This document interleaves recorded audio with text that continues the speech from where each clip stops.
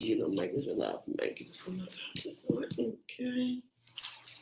And we are back, Jack. Welcome to another Moment with Purple here on PQRadio1.com. I am your host, Sabir Purple Blackwell, and welcome back to our interview series, our premiere interview series, Why Vote, Why Now? And our guest at this hour of the day is none other than our beloved Commissioner, Omar Sabir.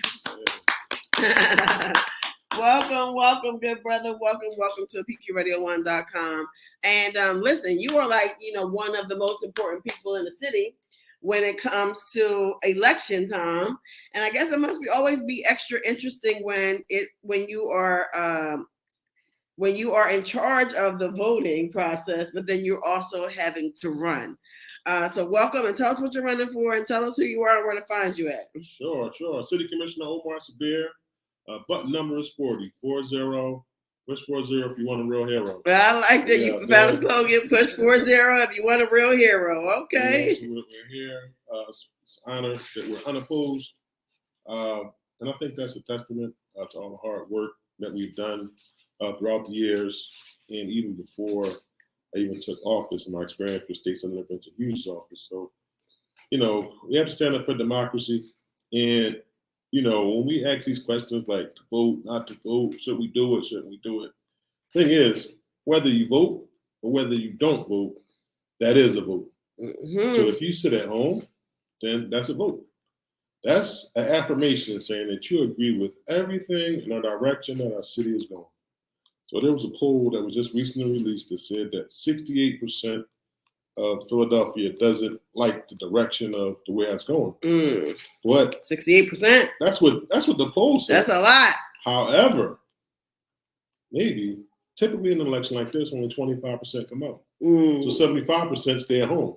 So that tells me that you must like what's going on. Right. You're just saying, hey, y'all keep on doing whatever it is that you're doing. So I'm encouraging everyone, if it's 68% saying like the direction of our city, and we should at least have a 75% voter turnout. It should go the other way. True. It's either that or evil opposed just ain't really, real. Or you don't care. And as we say, and as we know, as we're telling you guys, like, this is a time the days of you not voting and waiting for somebody else to do it are them going and definitely been over. You need to get involved, get part of the process, because as we stated before, either you are voting and on the table, or you are not voting. I mean, you are voting and at the table, or you are not voting. You are on the menu, on the table, on the menu, getting gobbled up for lunch. So it's not a time to play no games. It's not a time to sit on the sidelines. It's time to get in the game. So you're running for city commissioner, of course. But tell us again, just for those who may not know, why is your seat important, and why should they vote for you? Sure. The city commissioners are a 3-member bipartisan board of elected officials, and they oversee the election functions in Philadelphia County. So that basically assures that everyone get a fair shake, from the committee person all the way to the president of the United States. And so we oversee these elections. And some of the decisions that get made on a county level board, it can be voter suppression. Okay. That's why you have to have people there that really truly care about your right to vote. Coming out to the streets, reminding people, doing interviews. Everybody that get elected don't necessarily have to do that. They could just sit inside the office all day, press buttons. But when you put people in office that really care, you're doing constituent service work. Our office never closed in the pandemic. So although people's calling our office asking about voting rights, we're still, helping people out their water bill, doing everything. Because some of the other offices, right, were closed during the pandemic. Well, we never stopped. And we always stayed open. So every time we do an interview, we get calls about everything. So right. You got to think, whenever you elect anybody for office, don't never just let somebody tell you, I just do legislation, I can help you with that. No. You get paid by taxpaying citizens. So if you got people in office that care, they can help you out. When you talk about employment, you talk about procurement, when you talking about just, answering the phone and telling somebody, hey, you got to go to this room or that room, or giving someone the appropriate phone number. Right. That means a lot. And sometimes, some people just don't get it. And so we cannot just pick anyone in office. That's why so many people sacrifice for us to have a right to vote. Amen. That's why they did it, so that way we can have a voice. and especially in a city like Philadelphia, that has 70% Black and brown population. And so to not have policies that are favorable for you it's insane. And so now we want to say these elections are important. People typically take off on these elections. Say, "Oh, I'll wait till the presidential The primary elections, people generally take off. They really take off. But this probably is the most important election in our lifetime. And so we have to be able to spread the word and remind everyone why we do it. We want resources and we want accountability. Yeah. And let me say that one thing that we got from Natasha Taylor Smith, which we're running with, she's also running for a court of common pleas judge. But, every election is the election of our lifetime. And in PA, we vote every 6 months. And it's the primary and it's the general. You need to vote. You need to vote your interests. You need to vote your issues. You need to vote your fight. Somebody out there has some close to the like-mindedness as you. Someone has the same issues as you. Someone wants to fight exactly for what the things you want to fight for. So we need to find those people, and those are the people that you need to vote for. Or look at the people who are running, the candidates who are running, and try to vote for someone who is close to something of what your thoughts are, your morals are, your values are. They're out there. City Commissioner Omar Sabir is running unopposed, which is a blessing, but you need to know about him, what his office does, why you should be voting for him, all the things that he's doing and have done to that office that really were not done before you got into office, right? You want to speak about some of that? Sure. Well, the first thing I'm very proud of is that we were able to increase the pay for poll workers. I used to be so embarrassed. Increase the pay for poll workers. And when we first got in the office, the pay was like a measly, and I say measly, $100. Yes. To stay and work from 7 in the morning. 7 in the Matter morning. of fact, you got to get there about 6:30. You got to get there. And you might not leave until about 9 o'clock. And go to classes. I mean, it was a mess. And it's been the same pay for almost like 50 years. So I said, wow. Horrible. So I used to feel embarrassed issuing those checks. And we put through, we kept the pressure on to get it done. And we got it done. And my colleagues, they voted for it unanimously. Okay. But I pushed the envelope. I said, hey, we got to get the pay straight. So all you poll workers, right. You are now being paid more because of this good brother right here, Brother Omar Sabir. Make up to $300. Woo, child. Now, let's break that down, because people, have come back to me and told me plenty of times that, how do I get this money? You can't. Let's see. And if you're a committee person, tell us the difference. You already getting paid as a committee person. You can't doubly get paid as a poll worker. And, as a poll worker, these are certain things. You have to get some training to get this money. Break it down for us. Sure. So it's real simple, right? So you got your election board, and then you have your committee board workers. So the committee people are part of the party. They, get out the vote. So in that morning, you have to make a decision whether or not you're going to be a committee person that day, or you're going to be part of the election board. The election board sits at the table. They're nonpartisan. Right. They're not passing out paraphernalia. Right. They're basically extensions from the commissioner's office, showing that everybody has a fair shake. So which is non-political. You cannot be political and work for the commission. That's a whole separate. Now, the committee person is supposed to get out the vote, talk to people, pass out the Democratic ticket. So you have to make a decision. You can't do both, right? And now, you can be a committee person on a weekend, doing all the work throughout the year. You still can't want to be part of the election board, but sit behind it so you don't do it. So you probably can still get the money from the Democratic Party, but just on election day, you can't operate in that capacity.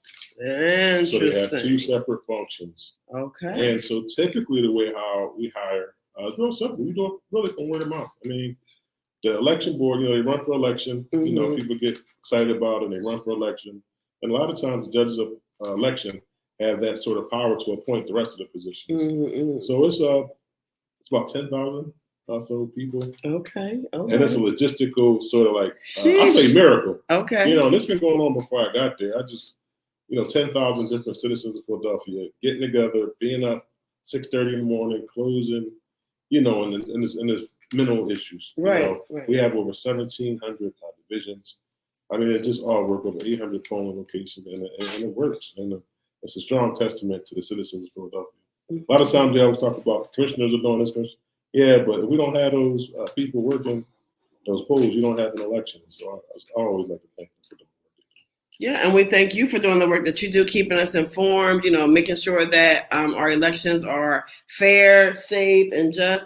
Tell us a little bit about the problems that you faced during the last election, or I guess with Trump. I think that people were actually threatening your families and targeting you. Like, what was that experience like, and why did that happen? Oh, that experience was it was very unique. And I'm still really unpacking it. So I'm glad you asked me the way to think about it. But when 2020 came, it was the day I got sworn in to City Hall. And by the time I got in, got my city email and everything, it was just tons of like threatening emails coming saying, we're going to sue y'all for every sort of thing, y'all crooks, y'all criminals. And I'm like, literally, like this day one, like you log into work, they like, oh, wait a minute. Wow. We got Trump's attorneys, they say they're going to do this, they're going to do that. We're like, wow. So, and a lot of people don't understand that when you get those like lawsuits, it's still coming in your name. So it's still saying Omar Sabir, Lisa Dill, right? You're being sued. It's like that's just not. It adds like you'd be like, oh, wow. Right. It's a stress level. It actually raises your stress level, some anxiety because you're still a real person. Right. Like what I'm saying. Real people don't want to be brought to somebody to get a paper somebody they going to court. Yeah. So then the pandemic hit, and so it was like, oh wait a minute, the pandemic hit, and then it wasn't related to the pandemic. A lot of people think that it was, but the vote by mail, that was our first year to roll out the vote by mail. So that 2020 was. Right. That was the first year it was supposed to roll out. It was about 4 or 5 years that the Republicans in Harrisburg was lobbying to get it done. A lot of people don't know that. It was planning on vote by mail because they thought that it gave them the advantage. A statistical advantage. Right. Because up in the mountains in Pennsylvania in November, it's different. It's, so they thought, winter, okay, all kinds let's do universal vote by mail. Just going to get our people out. And, you know what I mean? So we was like, okay. And then they made the change. We didn't get any money for it. So they was like, well, you on your own. So it's like, you got to overhaul your whole election system. Wow. We're not going to give y'all no money to do it. Wow. Okay. So in those smaller counties, it probably would be easier for them to do it. But to do an operation like Philadelphia, we're the largest county in the state. I believe they wanted us to fund. And so we was like, okay, wow. So then we said, okay, city, can you give us some money? City said, well, it's a pandemic, man. Right. We trying to pay for this. We trying to pay for that. You know what? You on your own, man. It's your job. That's what you said you wanted. I said, oh, wow. So my colleagues and I, we really sat down and said, how are we really going to do this? So we worked out and we got with a nonpartisan government group that believed in elections and democracy. Wow. And we was able to fundraise. We filled out an application. We was able to fundraise and get the other $10 million that we needed. So our budget was 10, but we needed another 10. 10 million? So we had to get another 100. We had to get 100% of our operating budget. And in government, that's unheard of. Wow. So we got that. We got to roll it out. Okay. Well, congratulations on getting that done. Right. So, right. Pandemic's still going on. Then they changed the election date from May, and they pushed it over to June. So that's like all the material that we did. We had to go do change the primary date. So I said, oh wow.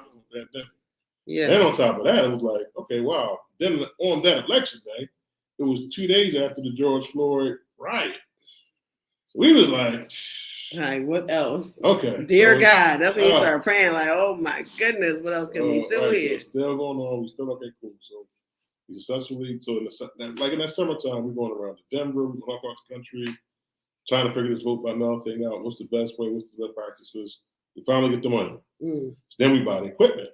So then it's okay. Where we going to put the equipment at? Right. Because again, it's all brand new. We thinking out here, where we going to put the equipment at? So we ended up putting everything down to Pennsylvania Convention Center.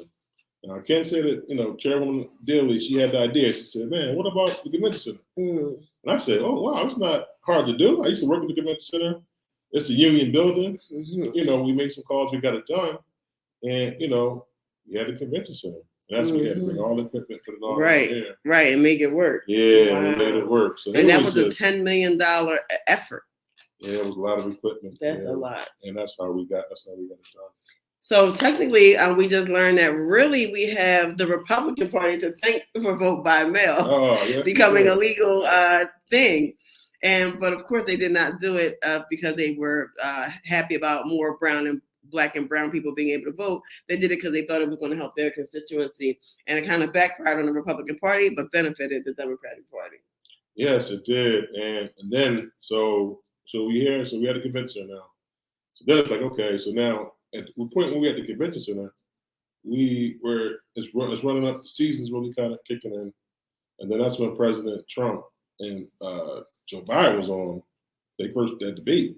And that's when he said, well, bad things happen in Philadelphia. Oh, yes. And then that kind of took it to one level, and then just jumped to another level. Yeah. Because I'm the one that first started receiving death threats. Because it was kind of like a racial thing. It was like, you Black Lives Matter support, and you going to find out what the Second Amendment going to do. Wow. So I was getting them, but I was just like, I didn't want to give them a platform. I was just like, if I go public, I was like, I did my mind. I didn't want to give them that sort of platform. But then President Trump, he just took it to the next level. It was like, you know what, man, F Philly. Wow. Like, y'all, he just like, he went in.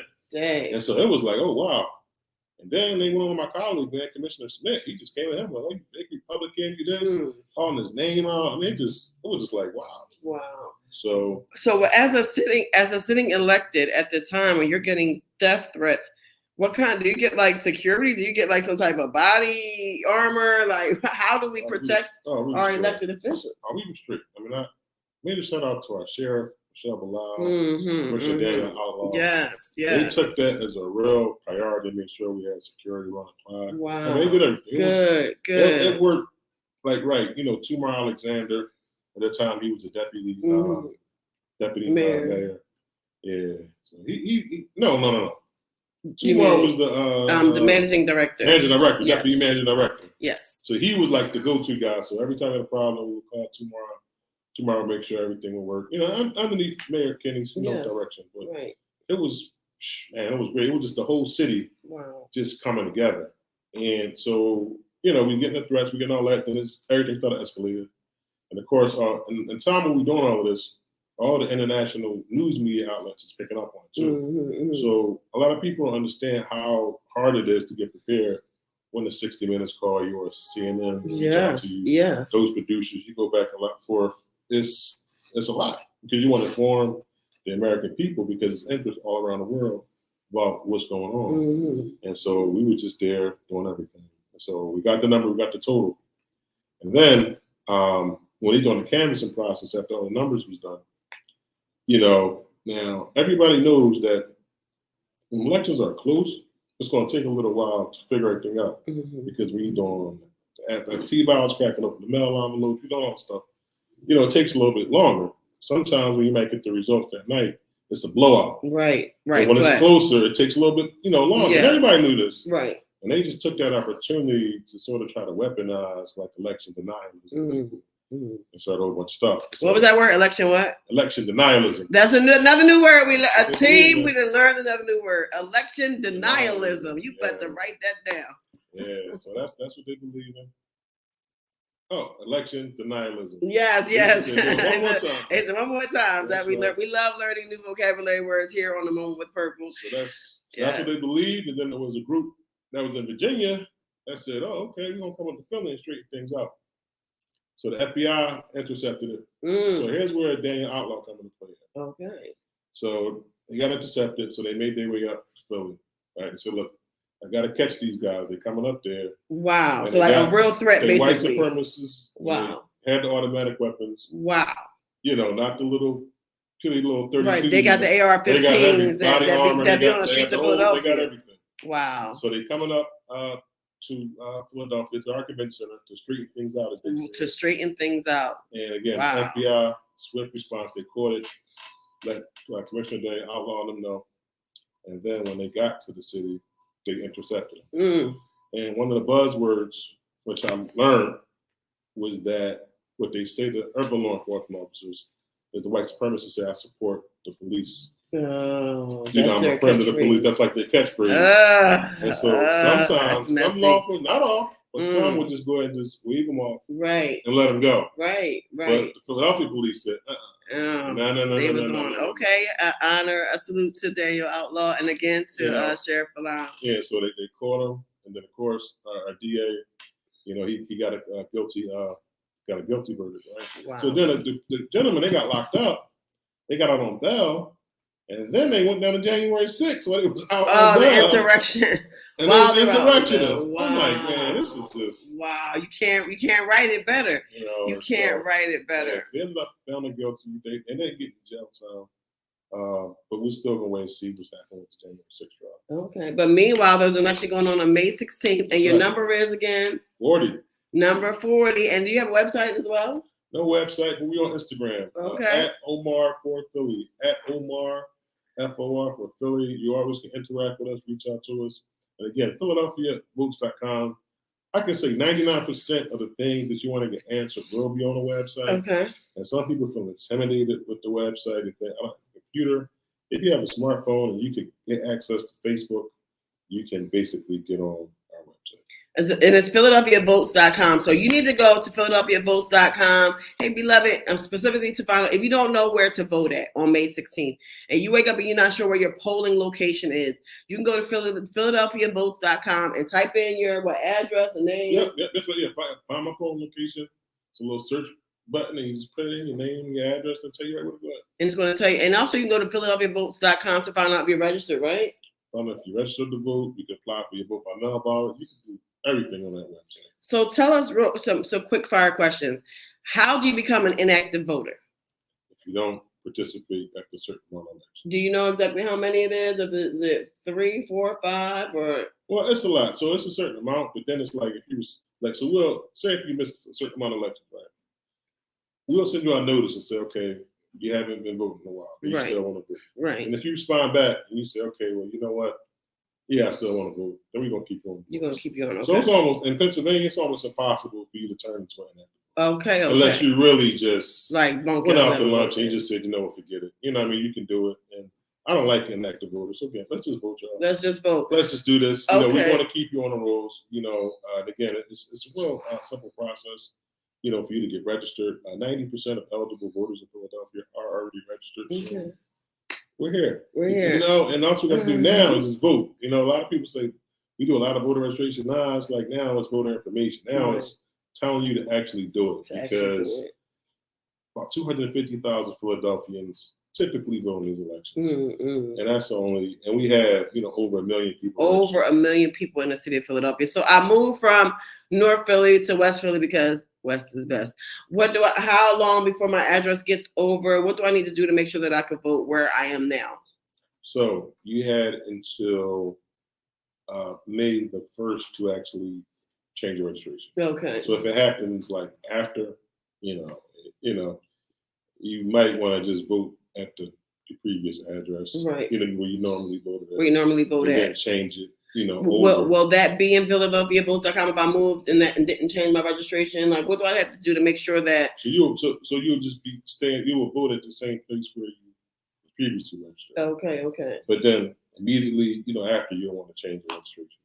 Okay. So now, just some people move out their mom's house, and right? They don't ever change it. No, that's you shouldn't do that. If you just you're supposed to change your registration when you move. But in an unfortunate case that you move after the voter registration deadline, and then the election is the next day. Right.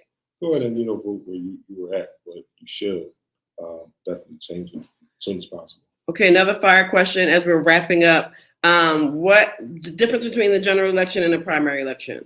So the primary election is after each candidate and their party has decided who's their nominee going to be for the candidate.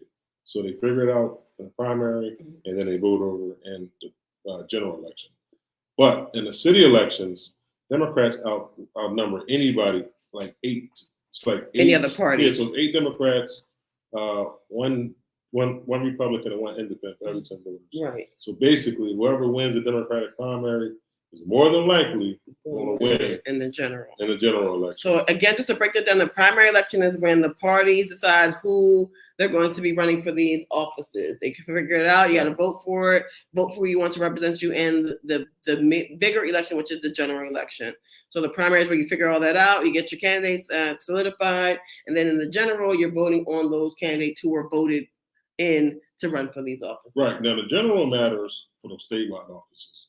So anyone that's running for like statewide court, Supreme Court, Commonwealth Court, Superior Court.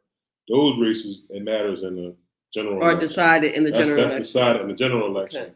because the voter registration is about almost half and half across our state. So it's like Democrats got a slight lead. It's like 51, 52% Democrat, 48 Republicans. Okay. So the winner can get decided in the general election. Wonderful, wonderful. I think that we have asked and answered a lot of our questions. We know now that we have an election going on May 16th, and one of the candidates, one of the seats to be filled is the city commissioner seat. And the city tell us again, what does the city commissioner do so people know? Okay, it's a 3-member bipartisan board of elected officials, and we oversee all election functions in Philadelphia. We set up the polling locations. We oversee the voter registration rules, anything to do with voting. We process everything. We do vote tabulation. Everything in regards with elections is us. All right. So this is why you need to vote for your city commissioners, because you want the right people in there, making sure that our voting system process is done with integrity and honor and done correctly. That's right. So I say vote push number 40. You can push for number 41. Of course, our chair, Lisa Dale, she isn't here, but 41, 40 and 41. We're right next to each other. Let's vote for it. Let's vote. Let's vote. So make sure you get out there and vote. May 16th, vote early, vote often. Because of this man right here, you have a poll worker. You're now getting paid more money as a poll worker. So we want to salute to that. $300 is up for grabs for you to have a job. So go get that money. And we are encouraging you to get out and vote. Remember, I'll say it again and again until I'm purple in the face. Vote. If you're voting, you're at the table. If you're not voting, you are on the table. So any last minute words you want to say? The more we vote, the more we get. Exactly. We definitely believe in that. The more you vote, the more you get. So with that said, remember, we are here with you. We are PQRadio1.com. Tune into us each and every day. This is our 10th year anniversary. We are in celebration mode, baby. We're going to remind you each and every day, all the time. But most important that you get out and vote. Your ancestors died for you to have this right to vote. As we know, this is your civic duty. Get in the game.